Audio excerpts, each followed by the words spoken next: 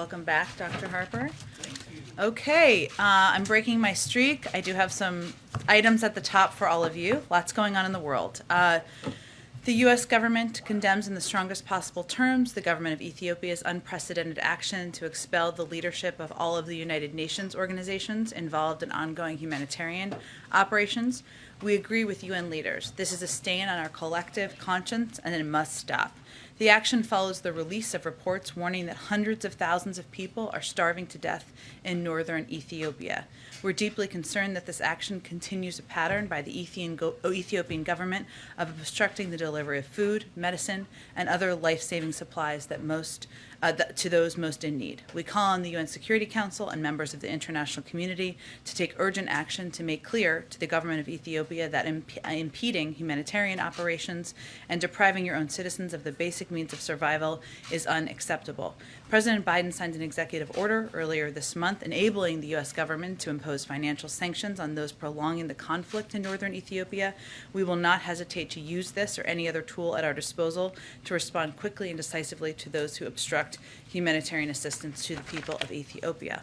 One more item, some news from out of the First Lady's office.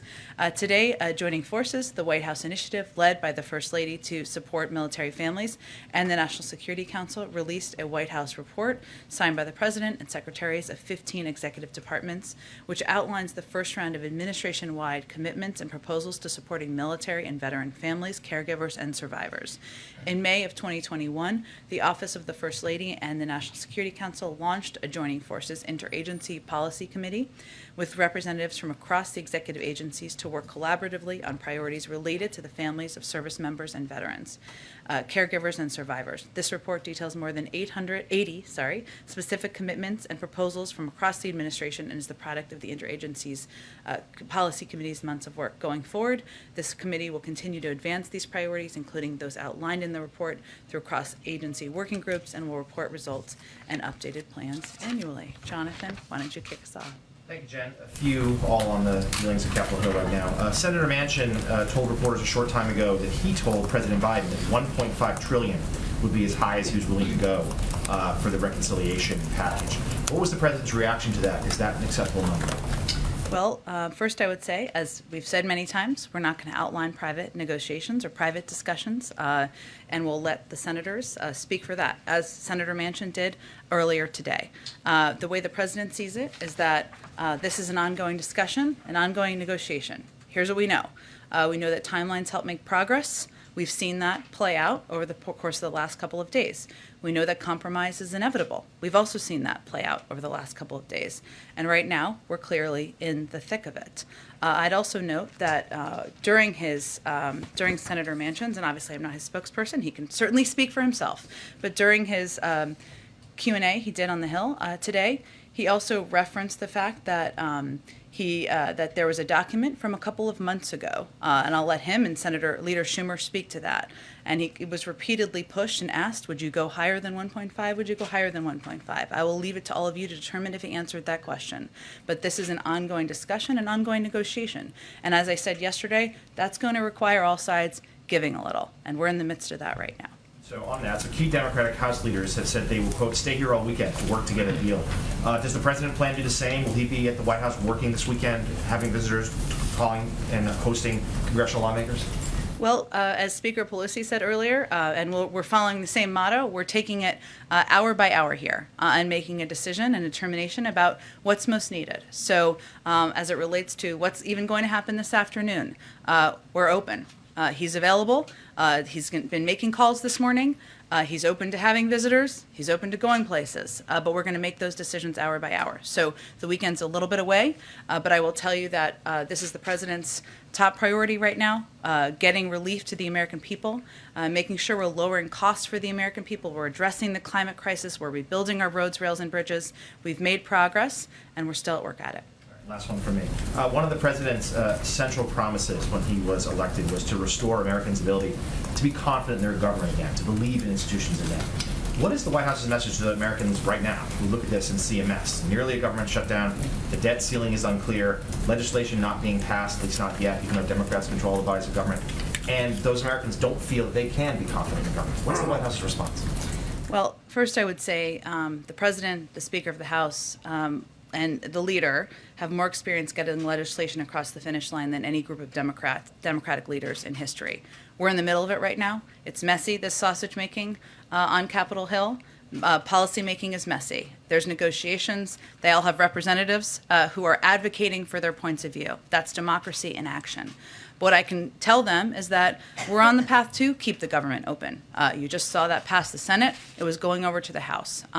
That's not just keeping the government open. That's getting relief to make sure we can take care of refugees, people who fought by our side in Afghanistan. That's to make sure we get relief to the Gulf Coast, additional relief to the Gulf Coast, all important priorities. And we would also tell them that the president is going to stop it. He's going to use every lever at his disposal to fight to get this legislation passed. These two pieces of legislation that will have make historic investments, and he's doing it because he wants to have an impact on their lives. But these type of packages, not a lot of precedent for them, but he's going to work at it. He's going to get it done. That's what he would tell them. Go ahead. Does the president see any strategic value in a vote failing on the House floor? Well, as Speaker Pelosi said earlier today, we're on a path to win. I don't want to even consider any other options than that. We're in it to win it. President's also in it to win it. That's what we're working toward. It's only 2:40 right now. Lots of time left in the day, and he's going to continue to stay closely engaged with her about the path forward. You've repeatedly referred this week to this moment as an inflection point. How is the president viewing this moment, given where his caucuses are, where his members are? This moment, as in this moment, 2:40 p.m. this afternoon, or just today? As in, it's deadline day for an infrastructure bill. He doesn't have the votes. One member of the United States Senate is about $2 trillion below his top line number, and there's no clear way to bridge those gaps. Well, I think the president views this as the last several days, and even longer than that. His views, we've made some progress. You've seen some members come down. You've seen some members come up. You've seen active negotiations. He's obviously been hard at work at them himself. And what we clearly see is an agreement about the need to get this done, whether it's the infrastructure bill or the reconciliation package, which has key priorities for the president. Key priorities, I think the speaker referred to it earlier today, as the cause of her, as her public life, as her time in public life. That's a bit of a paraphrase. I'll leave you to her words. So, look, he sees this moment. He knew that as we got closer to self-imposed timelines, which are important, often these timelines can help make progress. We've seen progress made. That more members would be out there advocating for what was important to them. That's happening. We would hopefully see more willingness to compromise. That's happening too. We're hard at work, and he's been through this before, so he's not too thrown off his game on it. And then just one quick last one. Do you guys see a possibility of some type of framework agreement that could unlock the infrastructure vote today? That's what we're working towards. Go ahead. Thank you, Jim. You talk about self-imposed timelines as opposed to the other real timelines for debt ceiling and the CR. The progressives don't seem to feel any sense of urgency about passing infrastructure, and the moderates, like Manchin, don't seem to feel any urgency about passing reconciliation. The only Democrat that I can think of who really has a sense of urgency is Terry McAuliffe. Do you feel it? Does the president want this done in a certain amount of time, or does he also feel that this could play out over weeks and months and still come to the conclusion that he wants? Well, as I said a little bit earlier, we know, and the president knows from his time in public office, that timelines can help make progress. That's often how legislating happens on the Hill. And as the speaker... Well, we would disagree with that. You've seen a lot of members out there advocating for their viewpoints, being very vocal about what they want to see, some coming up, some coming down. That's a sense of progress, and we're working on it hour by hour here. Does he feel that he needs it done by a certain time, like the end of the year? I'm not going to set new deadlines here for you. Obviously, we're trying to get it done now. We're working on it as of right now, today, and that's what our focus is on in this moment. Go ahead. I'll go back to you. We should go ahead. Oh, sorry. To follow up a little on what Phil was asking. Yeah. What does the president want, and what is he asking members of Congress to do on this infrastructure vote tonight? Is he calling progressives and Republicans even, asking them to vote for it? Does he definitely want this vote tonight, or is this all still this murky sort of trying to link these two things together and hope something emerges out of that? There's nothing really murky about what's going on here. I mean, we understand what progressive members want, right? They've been out there vocally talking to all of you about what they want. It's clear we also need their votes in order to pass an infrastructure bill. They want to have a clear path forward on a reconciliation package. The president wants both pieces of legislation to pass. That's what he wants, bottom line. He's also going to work with the speaker and the leader to get that done. So what he's been spending his time on over the last couple of days is having conversations with Senator Manchin, Senator Sinema, and others who have been very vocal about the fact that they're not quite there yet. And his objective is to try to get them there, because that's what members of the Progressive Caucus are looking for in order to support an infrastructure bill, many components of which they support. I guess to put a finer point on it, if your choice is between a vote tonight that fails but sort of puts everybody on the record, or pulling the vote tonight and continuing deliberations despite it potentially upsetting moderates who feel like they've been promised this vote, what does the president prefer? We're working towards winning a vote tonight. We have several hours left in the day. All right, last one. What's the plan on the debt ceiling? I mean, Republicans have sort of made clear that they're not going to back any effort, so it would seem at this point that Democrats' only hope here is to turn towards a reconciliation process on the debt ceiling. I understand that you've made the point many times that Mitch McConnell's being hypocritical on this, that Republicans should support it, but it does seem now that the votes are on the table that you're kind of pursuing this political point at the potential risk of default for the U.S. economy. Well, I think that's a bit of a shorthand of what's happening, which I understand. It's a bit of a complicated thing. But first, since you gave me the opportunity, it's not just Senator McConnell. Republicans are playing politics with an economic catastrophe, and they're treating a calamity for working families like a DC game. There are huge impacts here. You touched on the fact, but let me give the public a little sense of that. An instant recession, 6 million jobs lost, 15 trillion in savings wiped out, Social Security checks and payments to our troops blocked. Those are real impacts. Republicans in Congress are treating this like a game. Let me give you some examples. Senator Rick Scott, and this is a real quote, I will note. "This is going to be a ball. I'm going to have so much fun." That's about the debt limit. Senator Kevin Cramer, "It's sort of fun to watch."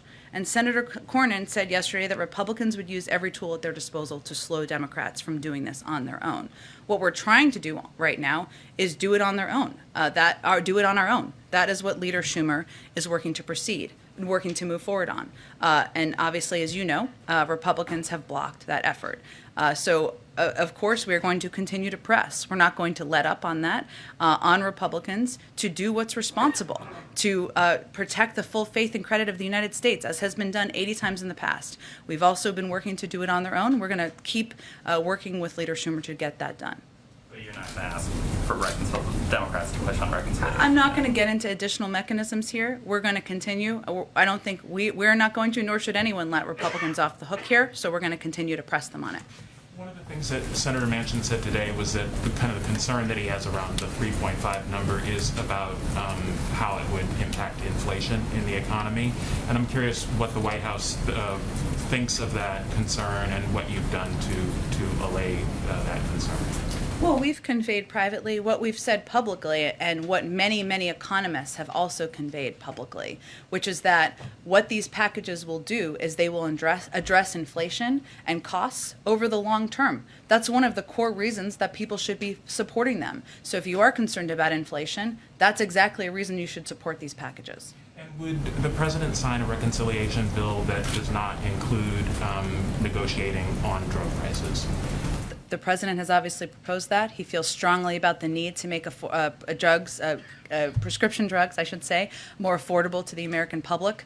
I'm not going to negotiate further from here. One other thing, just on a different topic, Jake Sullivan's conversations in Saudi Arabia. Did rising oil prices come up in those conversations? What was his message to the Saudis about alleviating some of the concerns that people have as they're paying $1 more for gasoline now than they did a year ago? Yeah, so I know someone asked about this the other day, and obviously the focus of his trip was on Yemen and working with the Saudis on Yemen. And our Tim Lenderking joined him in those meetings, who's our envoy to Yemen, to kind of figure out the path forward. He was, obviously the price of oil is of concern. We have been in touch with OPEC, and I believe it was going to be raised, but I haven't had a chance to get a readout beyond that. I can try to do that for you after the briefing. Go ahead. Thanks, Jen. So putting the top line number aside, Senators Manchin and Sinema have been very opaque about what it is they want and do not want in this reconciliation bill. Without revealing details, does the White House and the President have a clear understanding of what it is each one of them wants? We've had a lot of private conversations with both of the senators about what their priorities are, as they've said publicly, and I think as Senator Manchin said publicly today, what their priorities are and what that looks like in a final package, that's still an ongoing discussion. Are they asking for the same things? Are the two of them on board with the same? I'll let them speak for their priorities and how they line up with each other. And then to build on what Justin was asking about Sure. decoupling these two, Yeah. is the president worried at all about eroding trust with Republicans who signed on to the bipartisan deal after he reassured them that it would not be conditional on reconciliation?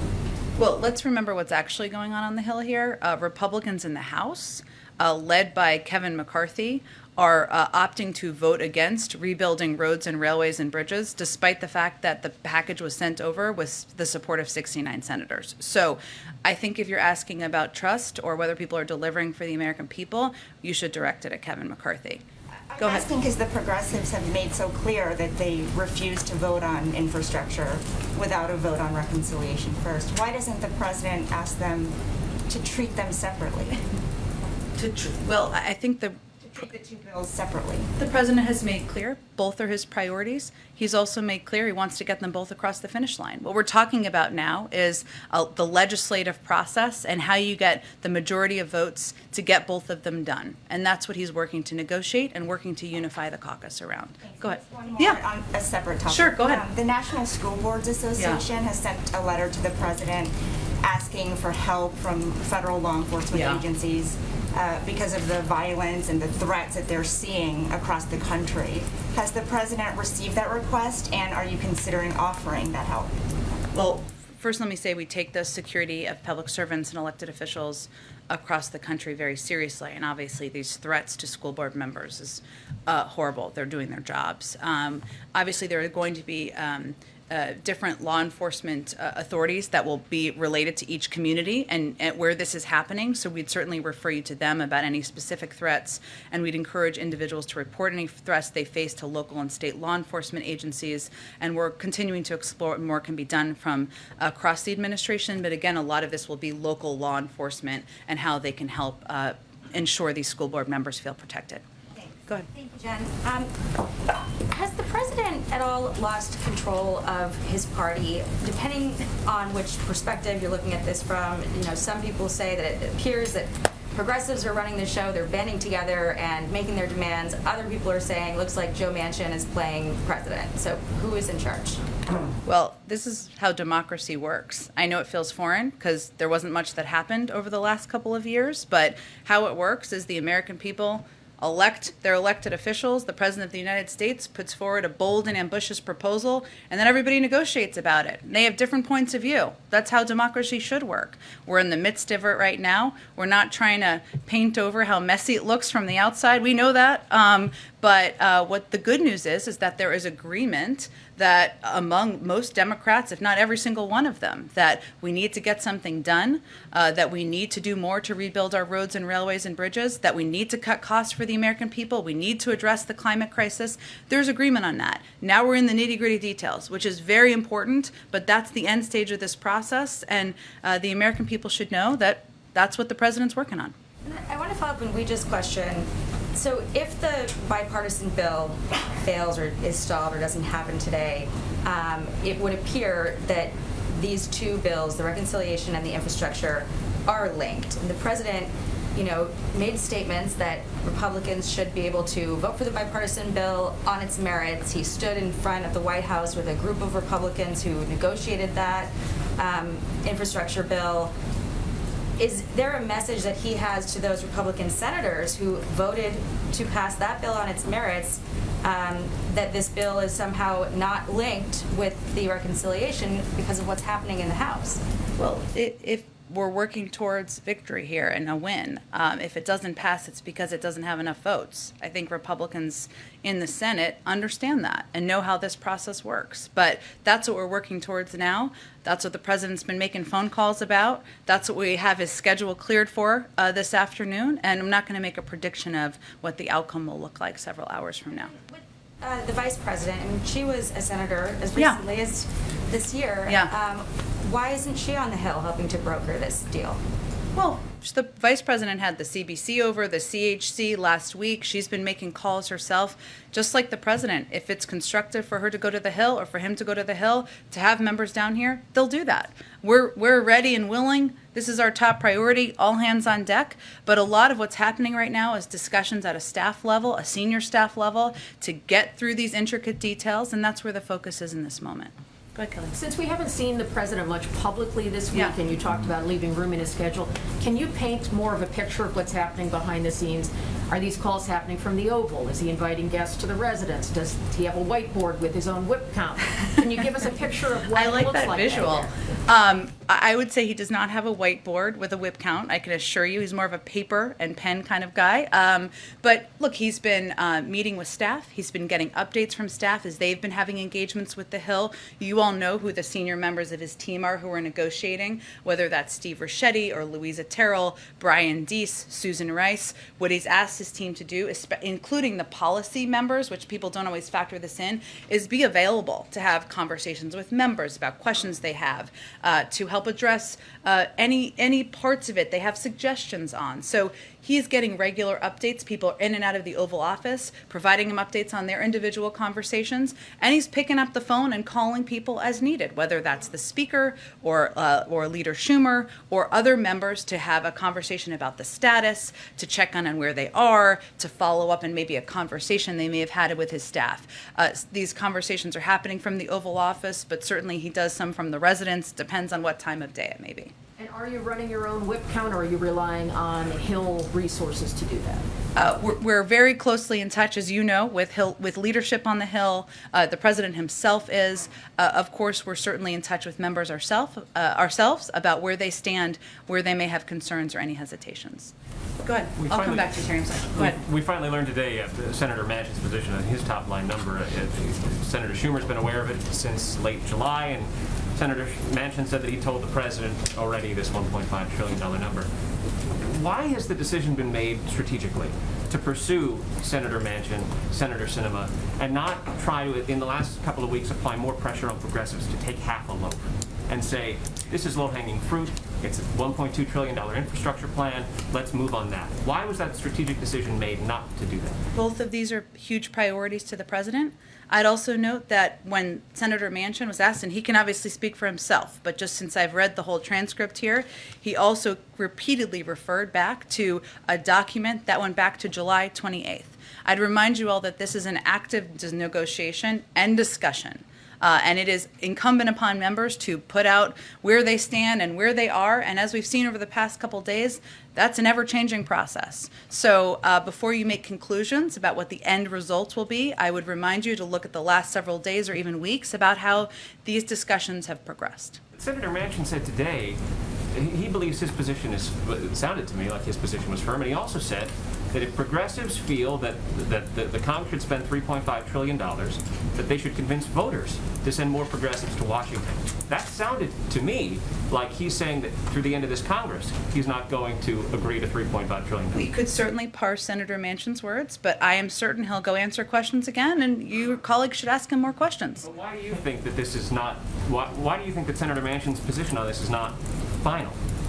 Because this is an active negotiation, because he was pushed repeatedly during the gaggle that he did on Capitol Hill about where he stood. But again, I'm not here to speak for Senator Manchin. He is certainly can speak for himself and what his points of views are, and I certainly encourage you all to keep asking him questions about where he stands. Go ahead. Back on the deadline that was set at the beginning of the week, announced that this is the big week. Democrats are in charge here at the White House and in both houses of Congress.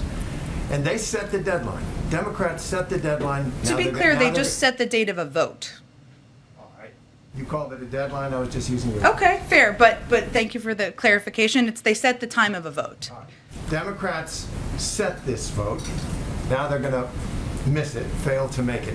Why isn't We don't know that. It's only 3 o'clock. Can you tell us there's going to be a vote tonight? That's what Speaker Pelosi indicated her plan was. My question. Wait for that. My question is, why isn't it fair to see this as a failure of the president to get his own party to back him and his agenda?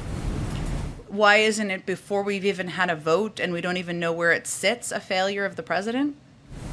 It feels like we're farther away today than we were on Monday. I don't think the president feels that way, and I don't think members of Congress feel that way. You've talked about progress. Can you explain what progress is? You said it's people talking about where they are. That Yeah. sounds like an earlier part of the process when you had set a vote for the end of the week. Well, I would point you again to what Speaker Pelosi said earlier today. In the end stages, the later stages of a process, where we are now, when you get closer to a vote, a time of a vote being set, that's when the negotiations get serious. That's when people start putting down bottom lines of where they stand. You've seen some people do that publicly. A lot more of it happens behind the scenes. That's what I mean by progress. You've seen members come down in numbers. You've seen members come up in numbers. That's what we're working on to get to an agreed upon path forward. So there's progress, and it's people behind the scenes saying that with their numbers moving. They've also said it publicly. One more. A lot of Democrats are looking at what's happening, and they're saying Senator Manchin and Senator Sinema are holding this president and his agenda hostage. What would you say to them? I would say we have 50 votes in the Senate, 50 Democrats in the Senate. So we need the majority to win. That's how a bill becomes a law. They've got the leverage. We need all 50 votes in the Senate to move this forward. That's where we stand now. Go ahead. I just wanted to go back to the debt ceiling Sure. for a second. Democrats control all branches of government right now. Can you assure the American people and the financial markets that the United States will not default on its debt? That is absolutely what we're trying to accomplish. And I'd remind you that we would have gotten that done had Republicans done what they've done 80 times before, supporting a bipartisan vote to do something that has been pretty standard in the past, or if they had allowed Leader Schumer to move forward. But absolutely, we're going to do everything to prevent the federal us from defaulting. Does the plan involve changing Mitch McConnell's mind, Leader McConnell's mind in some way, or is there a plan to just go forward? Well, Leader Schumer's already been working to move things forward, and it's been blocked by Republicans. Not just their vote. An effort to move it forward has been blocked. But there clearly are ways. I mean, getting rid of the filibuster, for example, for this particular vote would be one way to move forward. And is that something that the president would consider to avoid losing, let's say, 10% of the value of the stock market? I just outlined how concerned we are, which you just echoed different components of it. And that's an issue we take incredibly seriously. You've also heard Secretary Yellen on the Hill talking about this. We're not going to let Republicans off the hook. We don't think they should be. This is not a game. This is the full faith and credit of the United States. We're working with Leader Schumer on a path forward. But beyond that, I don't have more to preview for you. You couldn't do it without Republicans if you got rid of the filibuster for this moment. We could do it if they let us move forward, and they haven't. So I have no more details on the legislative process. Just on the reconciliation package, is 1.5 trillion enough in new spending to cover the president's priorities? I understand that's a number that's been put out there. It's an active negotiation. I'm not going to weigh in from here on what is or isn't acceptable to the Democratic caucus. Go ahead. Just a couple different topics. On immigration, there seems to be a real sense among advocates for immigrants, people who have been fighting for legalization, for pathway to citizenship. There's a real sense of gloom. People described as yesterday even crying about the latest parliamentarian ruling. What does the president, what would the president say, what does the president say if he is unable to move forward on any of the sort of big sweeping promises that he made as a candidate to finally be the president and get something done on immigration?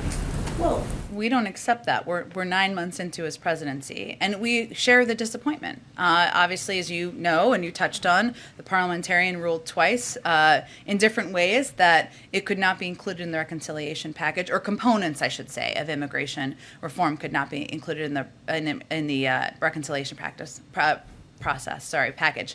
That's disappointing to the president as well. So clearly now we need to figure out what the vehicle forward is. I would say the president's plan is about certainly protecting dreamers, farm workers, and others. It's also about investing in border security, making sure it makes sense, and we're investing in it in a way that makes sense, and creating an asylum processing system that is actually functional, which I think we all agree it's not. So there are several components of what he's proposed, and certainly we share the disappointment of many advocates that this wasn't included, and the desire to find a vehicle to move it forward. On one other separate topic, there have been a number of issues in the last, say, several weeks in which advocates, allies of the president, are describing him as Trump-like. Less in terms of his personality and sort of tone and tenor, obviously, but in terms of policy. Even today, representative of the Cuban government describing the frustration with the president continuing to maintain Trump-era policies vis-a-vis Cuba. What's the president's reaction, and does he accept that in some areas of policy he is in agreement with the former president? So just for the sake of argument here, not argument, but discussion, beyond the representative of the Cuban government who... Afghanistan, immigration... well, but who? Who were we talking about here?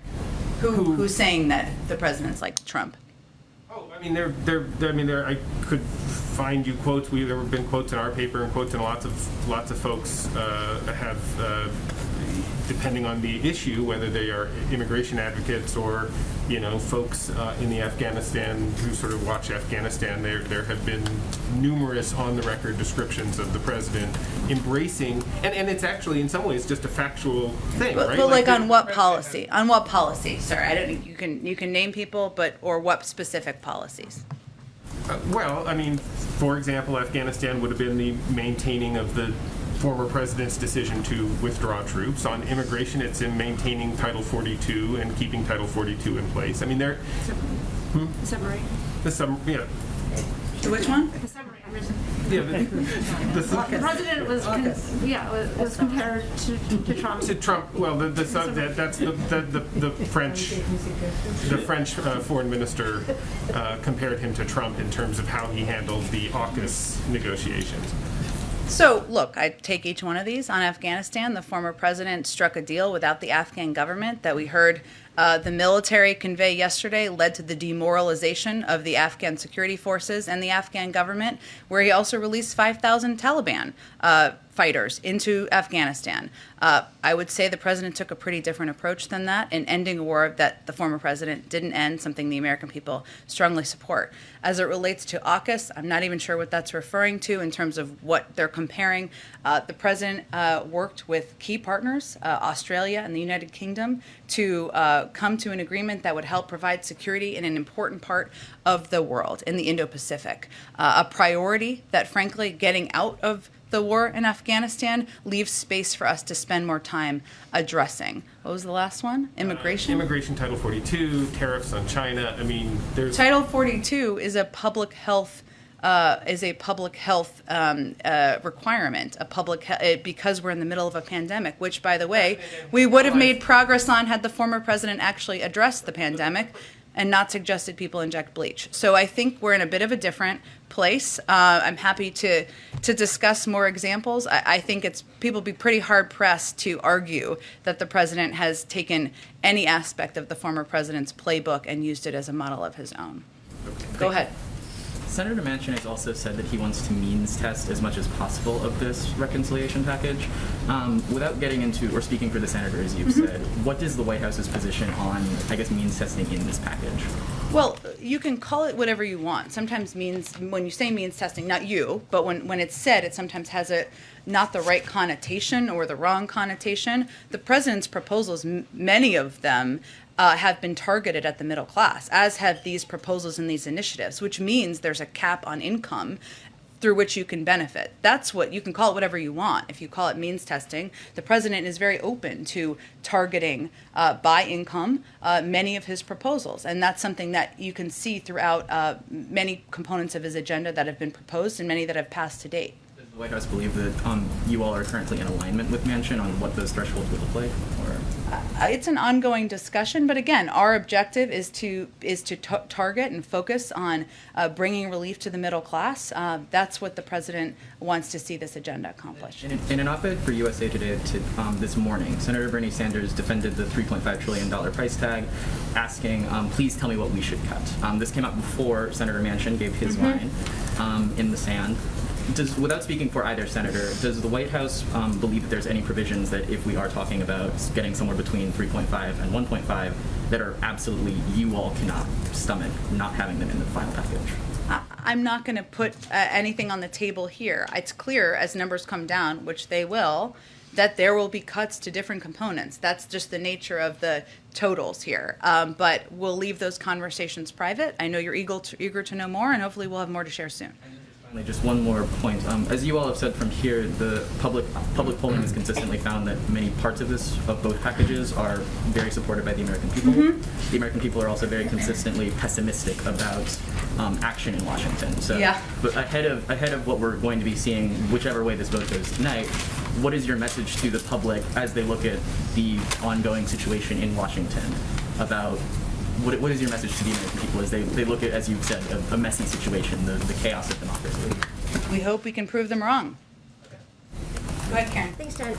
I know hour by hour is kind of the phrase of the day. But, given that, can we expect to hear from the president today?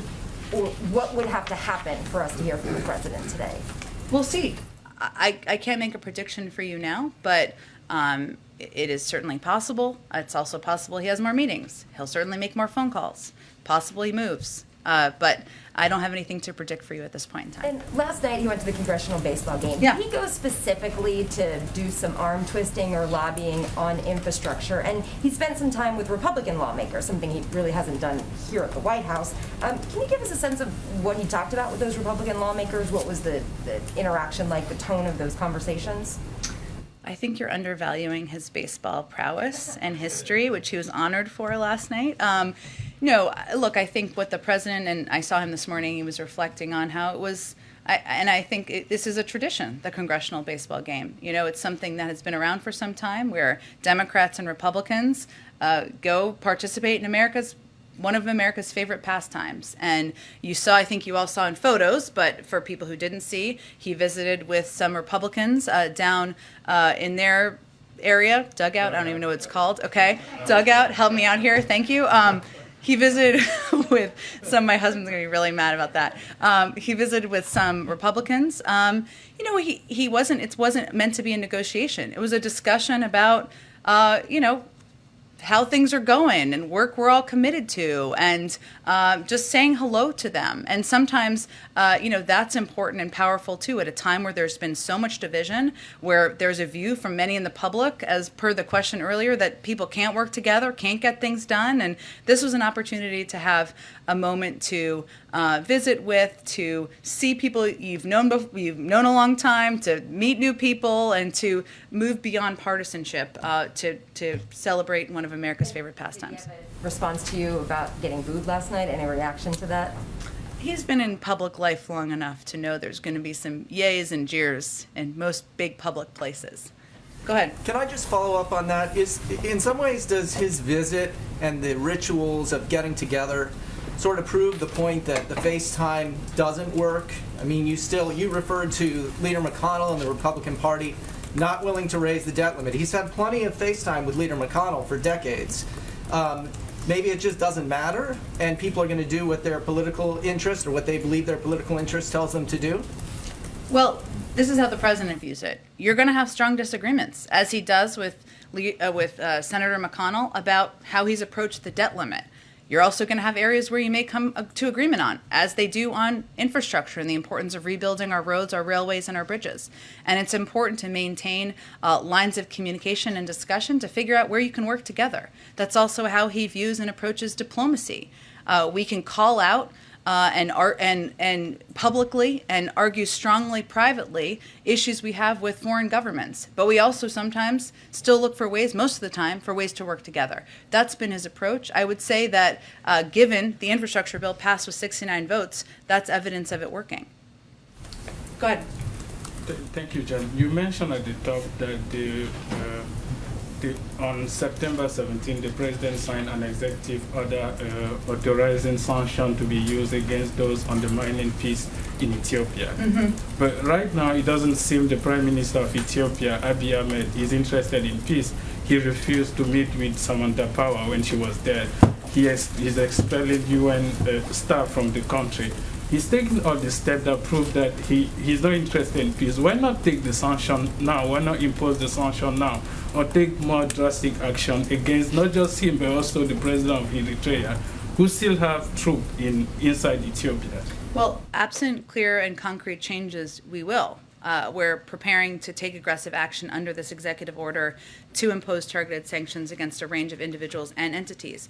What we're communicating to the parties on the ground is that we must see meaningful steps within weeks to initiate discussions to achieve a negotiated ceasefire, allow unhindered humanitarian access, and ensure respect for human rights. Absent significant progress, we'll take action. And we have the methods to do that. That's why I talked about the executive order. And then on Guinea, we've had so many coups in Africa. The president of Guinea has been overthrown, the president of Mali has been overthrown, and we just had the prime minister of Sudan who just survived a coup attempt. And the president promised to defend democracy around the world. Is he failing in that promise? He doesn't expect that to be accomplished in 9 months. He expects that to be accomplished over the course of time for advocating for democracy, for human rights, for imposing steps when warranted, and as we are considering right now in Ethiopia, and obviously by having a strong national security team that can convey this on his behalf when he cannot. Go ahead. Thanks, Jen. Go ahead. I'll come back to you next. Thanks, Jen. Just to follow up on Mike's question on what the Cuban foreign minister said, just to be specific, said it's a pity that President Biden couldn't implement his own policy toward Cuba. And I just wondered if you had a specific response. I don't. And there's a U.S. delegation, top officials going to Port-au-Prince. What's the goal of that visit? Yeah, I have some details on this, including who is going. So let's see.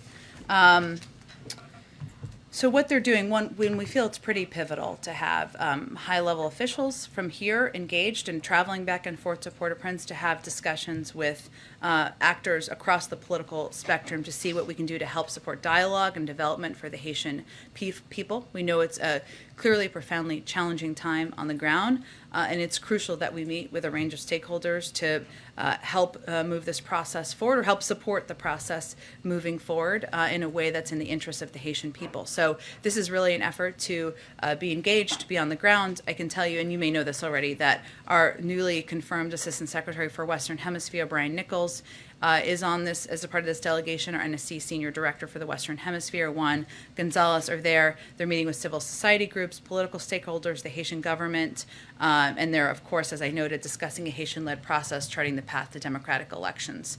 But that's the focus, as well as discussing how we can continue to help provide support for the migration response, security, recovery from the earthquake, and the COVID pandemic. Last question.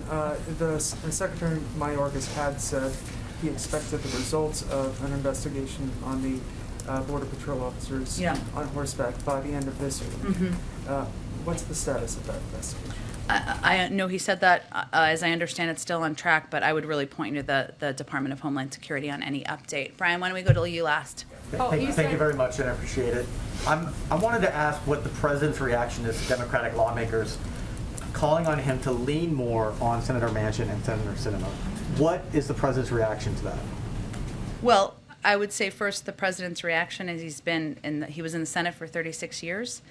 He knows, as does Speaker Pelosi, Leader Schumer, what it takes at this point in negotiations. They've probably done this more and more successfully than any combinations of Democratic leaders in history.